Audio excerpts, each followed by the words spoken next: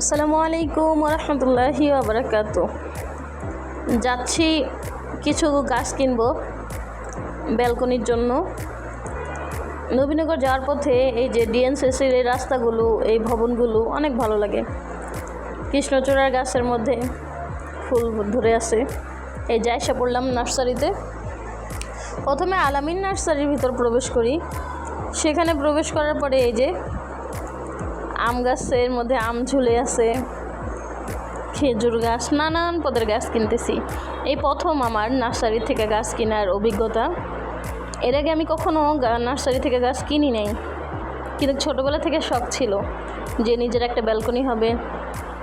আমি জানি এটা অনেকের কাছে অনেক বড় কিছু না, কিন্তু আমার কাছে অনেক বড় কিছু। একটা ব্যালকনির কর্নার সাজানো, এটা একটা শখ। জান্নাতেও ফুলের বাগান থাকবে, দুনিয়ার মধ্যে ফুল পছন্দ না এমন মানুষ আর খুব কমই আছে। এই যে আপনাদের জন্য কিছু ভিডিও করে নিলাম।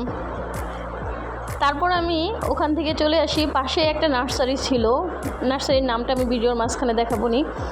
আলামিন নার্সারি থেকে নেওয়া হয় নাই, পাশে এই নার্সারি থেকে আমরা নিই। এই নার্সারির যে মালিক ছিল, তারপরে যে কর্মচারীগণ ছিল, তাদের ব্যবহার খুবই ভালো ছিল। এই যে তারা আমাদের দেখাইতেছিল ব্যালকনির জন্য যে গাছগুলো পারফেক্ট। এই যে ক্যাকটাস গাছটা দেখাইতেছে, ক্যাকটাস গাছ যে এরকম দেখতে হয়। পাতাবাহার গাছটা, যেটা এই যে এটার নাম পাতাবাহার, এইগুলা প্রায় 300-350 টাকার মতো দাম। এটা হলো কাঠগোলাপ, কাঠগোলাপ গাছও 300 টাকার মতো। আমরা ঘুরে ঘুরে দেখতেছি যে কি কি গাছ নেওয়া যায়। এবং এই যে ভাইয়া আমাদের একবারে সরাসরি ক্যাকটাস গাছ দেখানোর জন্য একটু ভিতরে নিয়ে যায় নার্সারির। দেখি এই যে ক্যাকটাস গাছগুলো, ক্যাকটাস গাছে ফুল আসছে। আমরা আজকে আমির হামজাকে সাথে করে নিয়ে যাই নাই, নাহলে ও ক্যাকটাস গাছ দেখে কিছু নেই কার না ক্যাকটাস গাছটা ঠিকই নিয়ে আসতো। এই যে বেলি ফুল এবং গন্ধরাজ ফুল, আমি এই দুটার মধ্যে কম্পেয়ার করতে পারি না যে কোনটা বেলি ফুল আর কোনটা গন্ধরাজ ফুল। আমি প্রথমে বেলি ফুলটাকে গন্ধরাজ ফুল মনে করছি। আমি বলতেছি যে রাতে যে সুবাস ছড়ায় ওই ফুলটা, উনি আমাকে বেলি ফুল ধরাই দিছে। পরে আমার কেমন জানি ডাউট লাগলো। তো আমি পরবর্তীতে চিন্তা করতেছি বেলি আর গন্ধরাজ দুইটাই এক। পরে ভিডিওর মধ্যে আপনারা দেখতে পাবেন যে আমি অবশেষে হাতে নিয়ে গন্ধ সুখী। এবং আমার কাছে মনে হইতেছে যে না, ওটা আমি নিব না, ওটা চাই না, আমি এই যে এটা চাই। তখন তিনি বললেন যে এটা গন্ধরাজ ফুল আর এটা চারাপতি 100 টাকা, আর বেলি ফুল চারাপতি মাত্র 50 টাকা। তো আমি বলছি যে না, আমি গন্ধরাজ ফুল নিব ব্যালকনির জন্য। অনেকেই বলতো যে গন্ধরাজ ফুল নাকি রাতে সুবাস ছড়ায়, সেই সুবাসে নাকি সাপ আসে। আসলে এগুলো সব বানোয়াট কথা। আমি অনেকের বাড়ির উঠানে ব্যালকনিতে গন্ধরাজ ফুল দেখেছি। আসলে সুগন্ধি যেখানে থাকে, আল্লাহর রহমতের ফেরেশতাও সেখানে থাকে। এই যে এগুলো হলো টাইম ফুল আর একটা হলো নয়নতারা, এই দুইটা থেকে একটা নিই। আমি ডিসাইড করতে পারতেছিলাম না যে কোনটা নিব। এটা হলো যে টাইম ফুল, যেটা উনি হাতে ধরছে, এই যে এটা টাইম ফুল। এটা 9টা থেকে সকাল 1টা পর্যন্ত, সকাল 9টা থেকে দুপুর 1টা পর্যন্ত এই ফুলগুলো ফুটে থাকে, তারপর নিস্তেজ হয়ে যায়। এখন আমি নয়নতারা ফুলগুলোর মধ্যে একটা নির্বাচন করি এবং সেগুলো নিই।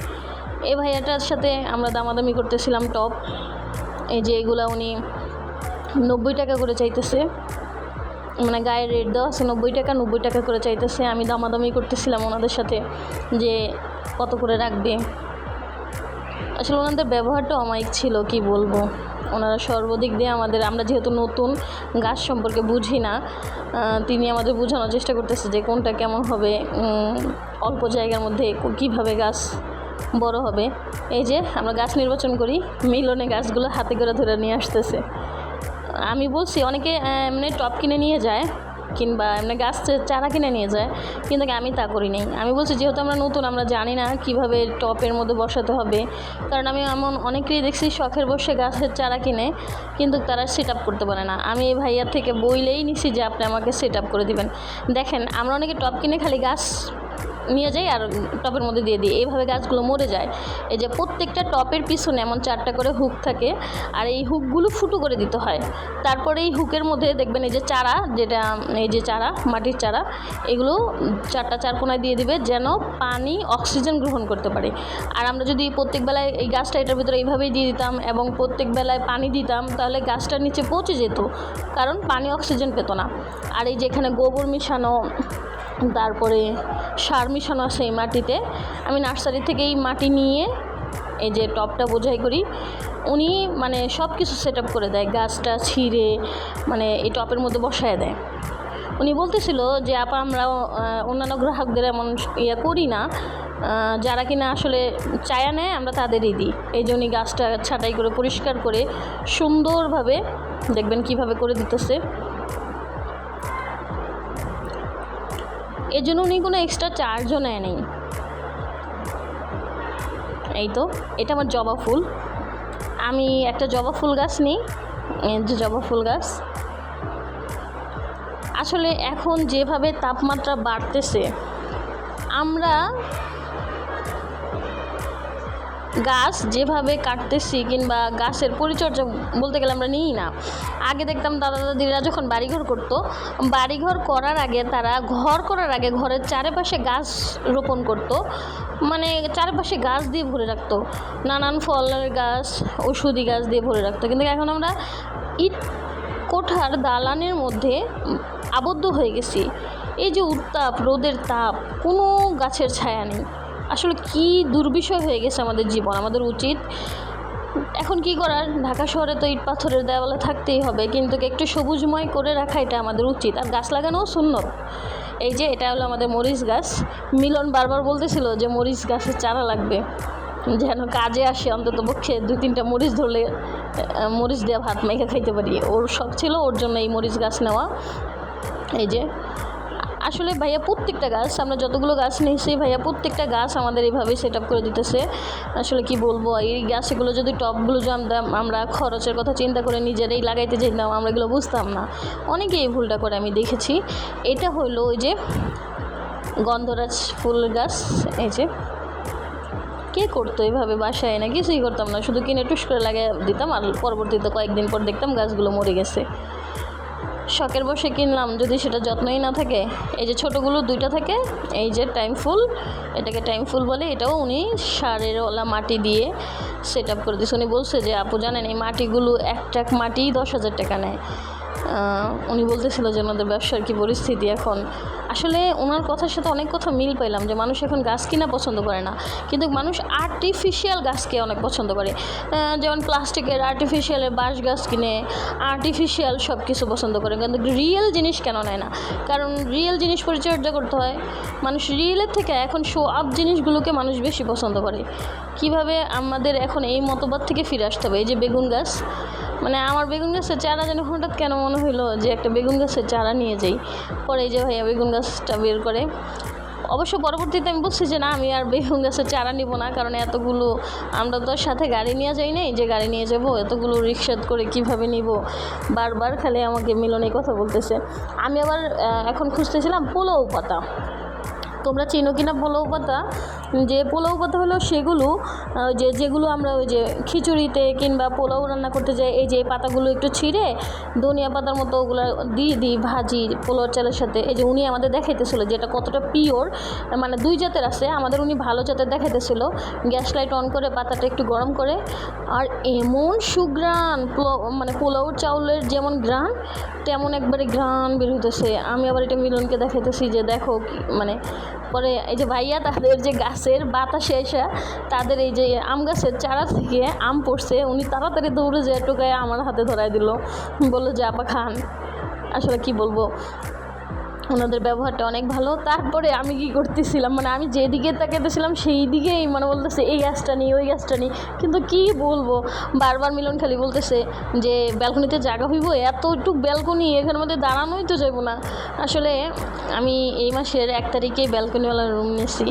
প্রত্যেকটা মানুষের কিছু শখ থাকে, শখগুলো মনে হয় যে যত মানে সুন্দর করা যায়। আমি এই যে লেবু চারা বলতেছি, এমন লেবু গাছ দিবেন যেটা বাড়বে, মানে বাড়বে না, গাছের পাতা পুতো কম থাকবে কিন্তু লেবু বেশি ধরবে, এমন জাতের লেবু গাছ দিবেন।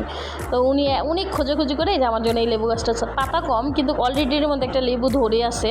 তারপরে উনি আরও এটাকে দেখবেন কীভাবে করে দেয়, যে পরিচর্যা করার জন্য এই যে সার, এই যে নাম শিকড় নার্সারি।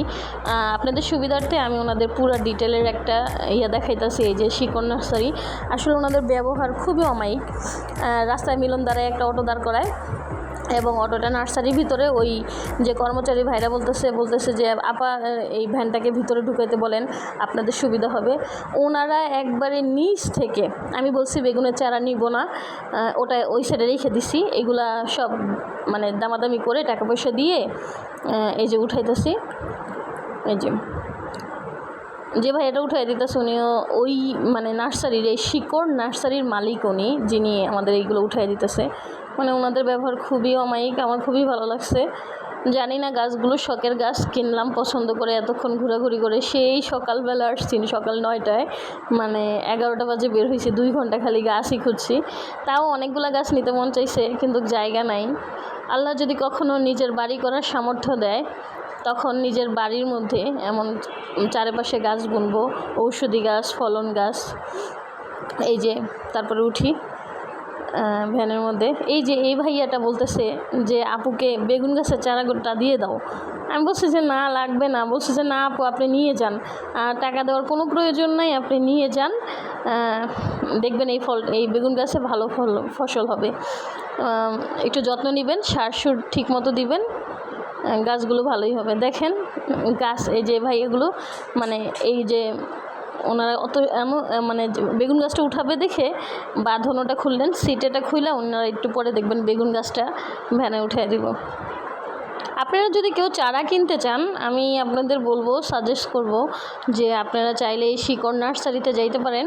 এটা নবীনগর থেকে জাহাঙ্গীরনগর রাস্তা যাইতে পরে যে ডিসি নার্সারি আছে না, সেনাবাহিনী ডিসি নার্সারি, ওই নার্সারির সাথে। তারপরে এই যে বাসায় এসে পড়ি, এবং বাসায় মানে ভ্যানের থেকে নামাই আমি ছাদে ব্যালকনিতে আয়না রাইখা, আগে বলছে একটা ভিডিও করে নিই যে এখন দেখতে কেমন, এবং আমি দেখাবো যে 1 সপ্তাহ কিংবা 1 মাস পরে আমার গাছগুলো কেমন ফলন দেয়।